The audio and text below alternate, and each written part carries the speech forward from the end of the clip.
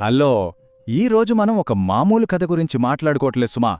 ఛత్తీస్గఢ్ రాజధాని రాయ్పూర్లోని ప్రసిద్ధ లాల్ బంగ్లా గురించి దశాబ్దాలుగా వినిపిస్తున్న ఒక భయంకరమైన మిస్టరీని ఈ విశ్లేషణలో లోతుగా చూడబోతున్నాం. ఇదొక కల్పిత కథ కాదు. ఆ గోడల వెనుక దాగిన చీకటి వాస్తవాలు వింటే నిజంగానే రోమాలు నిక్కబడుచుకుంటాయి. సో ఈ రహస్యాన్ని మనం కలిసి ఛేదిద్దాం. సరే, అసలు విషయానికి వచ్చేద్దాము. పగటిపూట ఎంతో ప్రశాంతంగా అందంగా కనిపించే ప్రదేశాలు రాత్రి కాగానే ఎందుకు అంత భయంకరంగా మాడిపోతాయి? అసలు ఆ చీకటిలో ఏమి దాగి ఉంది? రాయ్పూర్ నగర శివార్లలో పాడుబడిపోయి ఉన్న ఈ పాతకాలపు లాల్ బంగ్లా గురించి ఎన్నో పుకారులు ఉన్నాయి కదా. ఈ ప్రశ్న వెనుక దాగిన అసలు వాస్తవాలేంతో స్థానికులు దశాబ్దాలుగా చెబుతున్న సంఘటనల ఆధారంగా మనం ఇప్పుడు డీటెయిల్గా తెలుసుకుందాం. ముందుగా లాల్ బంగ్లా కాదా మరియు ఆ బ్రిటిష్ కాలం నాటి విషాదం గురించి మాట్లాడుకుందాం. ఈ బంగ్లా మొదట్నుంచి ఇలా పాడుబడిన భవనం కాదు. దీనికొక అందమైన కాని ఎంతో గుండెల్ని పిండేసే గతం ఉంది. ఇక్కడున్న కాలక్రమాన్ని మనం ఒకసారి గమనిస్తే వాళ్ల జీవితాలు ఎలా ఉండేవో మనకు ఇట్టే అర్థమైపోతుంది. బ్రిటిష్ కాలంలో ఒక ఆఫీసర్ ఈ బంగ్లాను చాలా ఇష్టంగా నిర్మించుకున్నాడు. అంత బాగానే ఉంది అనుకునే లోపే అతనికి డ్యూటీలో భాగంగా తరచుగా వేరే ప్రాంతాలకు వెళ్లాల్సొచ్చేది. కొన్నిసార్లు నెలల తరబడి ఇంటికి దూరంగా ఉండేవాడు. అప్పుడు ఆ పెద్ద ఇంట్లో అతని భార్య హెలెన్ ఒంటరిగా మిగిలిపోయేది. ఆమె ప్రపంచమంతా తన భర్తే అన్నమాట. ప్రతిరోజూ సాయంత్రం బాల్కనీలో నిలబడి తన భర్త ఎప్పుడు వస్తాడా అని ఆశగా ఎదురుచూస్తూ ఉండేది. కాని ఆ ఎదురుచూపులకి ముగింపు ఎలా వచ్చిందంటే హెలెన్కు ద్రోహం. అన్నీ మారిపోయిన రాత్రి ఆమె భర్త ఎట్టకేలకు తిరిగి వచ్చాడు. కాని ఆ సంతోషం ఎంతోసేపు నిలవలేదు. ఇది చాలా స్పష్టంగా దేన్ని వివరిస్తుందంటే, ఒకవైపు హెలెన్ చూపించిన స్వచ్ఛమైన ప్రేమ, మరోవైపు ఆమెకు ఎదురైన పీడకల లాంటి ద్రోహం. ఆ సాయంత్రం సంతోషంగా భర్తను కలవడానికి వెళ్లిన హెలెన్ బంగ్లాలోనే ఒక గది తలుపు తెరిచింది. అప్పుడు ఆమెకు ఊహించని గుండెలు బద్దలయ్యే దృశ్యం కనిపించింది. తన భర్త ఆ గదిలో వేరొక మహిళతో ఉన్నాడు. ఒక్క క్షణంలో హెలెన్ ప్రపంచం కుప్పకూలిపోయింది. ఇన్ని రోజులు ఎవరికోసమైతే ప్రాణాలు అరచేతిలో పెట్టుకుని ఎదురుచూసిందో అతనే తన సొంత ఇంట్లో ఇంత దారుణమైన ద్రోహం చేస్తాడని ఆమె కలలో కూడా ఊహించలేదు కదా. ఆ రాత్రి ఆ బంగ్లాలో ఏం జరిగిందంటే, ఆ ద్రోహాంగి తట్టుకోలేని హెలెన్ భర్తను నిలదీసింది. బంగ్లాలో పెద్దగా అరుపులు, వస్తువులు విసిరేసిన శబ్దాలు, ఫర్నిచర్ పగిలిపోయిన శబ్దాలు వినిపించాయి. ఆ తర్వాత హెలెన్ ఒక అత్యంత కఠినమైన నిర్ణయం తీసుకుంది. వాళ్ళిద్దరూ ఉన్న గదిలోకి వెళ్లి లోపలి నుండి గడియపెట్టింది. ఆవేశంతో ఆ గదికి నిప్పు పెట్టేసింది. మంటలు క్షణాల్లో వ్యాపించాయి. కాని హెలెన్ అక్కడి నుండి పారిపోలేదు. ఆ మంటల మధ్యలోనే నిలబడి గట్టిగా అరుస్తూ ప్రాణాలు విడిచింది. ఆ అరుపులు ఆ రాత్రంతా అక్కడ ప్రతిధ్వనిస్తూనే ఉన్నాయి. అక్కడితో శాపం మొదలైంది. లాల్ బంగ్లా శిథిలాలుగా ఎలా మారిపోయిందంటే, ఆ రోజు తర్వాత ఆ గది తలుపును ఎవ్వరూ తెరవలేదు. కాలక్రమేణా ఆ భవనం పూర్తిగా కుప్పకూలడం మొదలైంది. గోడలు పగుళ్లుబారాయి, తలుపులు చెదలు పట్టాయి. కాని స్థానికులు ఆ ప్రదేశం వైపు కన్నెత్తి చూడటం కూడా మానేశారంట. ఎందుకో తెలుసా? రాత్రిపూట ఆ బంగ్లాలోంచి ఒక మహిళ ఏడుస్తున్న శబ్దాలు అనిపించేవట. కొందరికి బాల్కనీలో సగం కాలిపోయిన ముఖమున్న ఒక ఆకారం కనిపించిందట. హెలెన్ బాధ ఆ బంగ్లా గోడల్లోనే ఒక ఘోరమైన శాపంగా ఉండిపోయిందని అక్కడి వాళ్లు బలంగా నమ్మేవారు.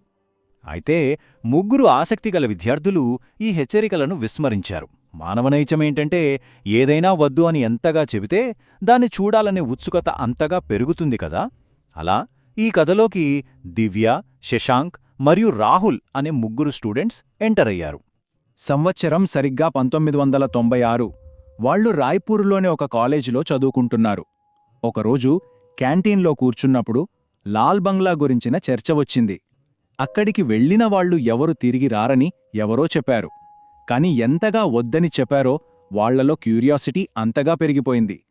అసలు అక్కడ నిజంగా ఏముందో తమ కళ్లతోనే చూడాలని డిసైడ్ అయ్యారు. వాళ్ళు ఎలా వెళ్లారో ఒకసారి ఇక్కడ చూడండి. స్టెప్ 1, వాళ్ళు ఆ పాడుబడిన బౌండరీ వాల్ దూకి విరిగిన గేటు గుండా లోపలికి వెళ్లారు. స్టెప్ 2, లోపల వాతావరణం ఉక్కిరి బిక్కిరి చేసే కుళ్ళిపోయిన చెక్క వాసన, దట్టమైన సాలెగుళ్ళు. మొదట్లో ఏమీ అనిపించకపోయేసరికి ఇదొక మంచి పార్టీ స్పాట్ అవుతుందని నవ్వుకున్నారు. కాని స్టెప్ 3, సరిగ్గా అప్పుడే పై అంతస్తు నుండి ఒక పెద్ద శబ్దం వినిపించింది. వాళ్ల నవ్వులన్నీ ఒక్కసారిగా ఆగిపోయాయి. అదే ఈ భయంకరమైన అద్దం సంఘటన. సాక్షాత్తు ఆ గతాన్ని ఎదుర్కోవడం. ఆ శబ్దం విని వాళ్లు పైకి వెళ్లారు. అక్కడ సగం తెరిచి ఉన్న ఒక గదిలోకి రాహుల్ మెల్లగా అడుగుపెట్టాడు. ఆ గదిలో ఒక పాత డ్రెస్సింగ్ టేబుల్, సగం పగిలిన అద్దమున్నాయి. రాహుల్ క్యాజువల్గా ఆ అద్దంలోకి చూశాడు. కాని ఒక్కసారిగా అతని గుండె ఆగినంత పనైంది. ఎందుకంటే ఆ అద్దంలో కనిపిస్తున్నది అతని ముఖం కాదు, ఎవరో పరిచయం లేని వికృతమైన ముఖం. రాహుల్ కళ్లలోకి నేరుగా చూస్తూ పైశాచికంగా నవ్వుతోంది. రాహుల్ ప్రాణభయంతో గట్టిగా అరిచాడు. ఆ అరుపు విని మిగతా ఇద్దరు పరిగెత్తుకుంటూ వచ్చారు. రాహుల్ ఒక మూలన వణుకుతూ అద్దం వైపు చూపిస్తున్నాడు. కాని అప్పుడు అద్దంలో ఏమీ లేదు. వాళ్లు రాహుల్ని బయటకు తీసుకురావడానికి ట్రై చేస్తుండగా గోడ వెనుక నుండి ఎవరో గుండెలు బాదుకుంటూ ఏడుస్తున్న శబ్దం. అక్కడ నిలబడిన ఆకారాన్ని చూసి వాళ్ల రక్తనాళాలు స్తంభించిపోయాయి. ఆమె సగం ముఖం పూర్తిగా కాలిపోయింది. కళ్ళు రక్తంలా ఎర్రగా ఉన్నాయి. వాళ్ళని చూసి ఆ భయంకరమైన ఆకారం చెవులు పగిలిపోయేలా గట్టిగా అరిచింది. దీని పర్యవసానాలు ఎలా ఉన్నాయంటే, కొన్ని గాయాలు ఎప్పటికీ మానవు అని వాళ్లకప్పుడు అర్థమైంది. ఆ దృశ్యం చూసిన తర్వాత వాళ్ళు ఒక్క క్షణం కూడా అక్కడ నిలబడలేదు, ప్రాణభయంతో పరుగులు తీశారు. ఆ ఎస్కేప్ ఎలా జరిగిందో మనం గమనిస్తే శ్వాస ఆగిపోతుంది. ఆ అరుపు వినగానే పరిగెత్తారు. మెట్లు దిగుతుండగా రాహుల్ కాలుజారి కింద పడ్డాడు. తలకు తీవ్రమైన గాయమయ్యింది. అయినా సరే లేచి పరిగెత్తారు. తీరా మెయిన్ డోర్ దగ్గరకు వచ్చేసరికి ఆ పెద్ద తలుపులు వాటంపటా అవే ధబేల్మని మూసుకున్నాయి.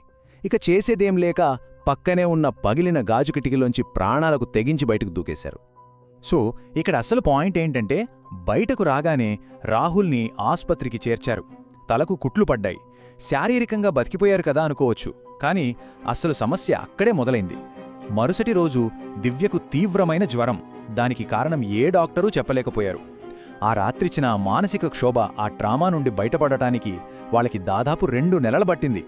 ఆ ఇంట్లో ఏం జరిగిందో ఎవరికీ చెప్పకూడదని వాళ్ళు సైలెంట్ అయిపోయారు. అయినా సరే లాల్ బంగ్లా కథ ఇంకా సజీవంగానే ఉంది. దెయ్యాలనున్నాయా లేదా అనేది పక్కన పెడితే, హెలెన్ జీవితంలో జరిగిన ఘోరమైన ద్రోహం ఒక నిజం. ఇప్పటికీ ఆ దారిగుండా వెళ్లేవారికి ఆ ఏడుపు వినిపిస్తుందని, ఆ పగిలిన అద్దంలో ఒక కాలిపోయిన ముఖం కనిపిస్తుందని చెప్తూనే ఉంటారు. ఈ విశ్లేషణ ద్వారా ఆనాటి సంఘటనలను మనం లోతుగా అర్థం చేసుకున్నాం. కాని చివరగా మిగిలిన ప్రశ్న ఇది మాత్రమే. ఒకప్పుడు భర్త కోసం నిరీక్షించిన హెలెన్ ఇప్పుడు తనలో దాగిన ఆవేదనను ఇంకెవరికైనా చెప్పడానికి ఆ శిథిలమైన బంగ్లాలో ఇంకా ఎదురుచూస్తూనే ఉందా? ఇది కేవలం ఒక పాడుబడిన భవనమా, లేక తీరని శోకానికి సజీవ సాక్ష్యమా? బహుశా ఆ చీకటి రహస్యం ఆ బంగ్లాతోనే పాతిపెట్టబడచ్చు. మళ్ళీ ఇంకో ఆసక్తికరమైన అంశంతో కలుద్దాం. ఉంటాను.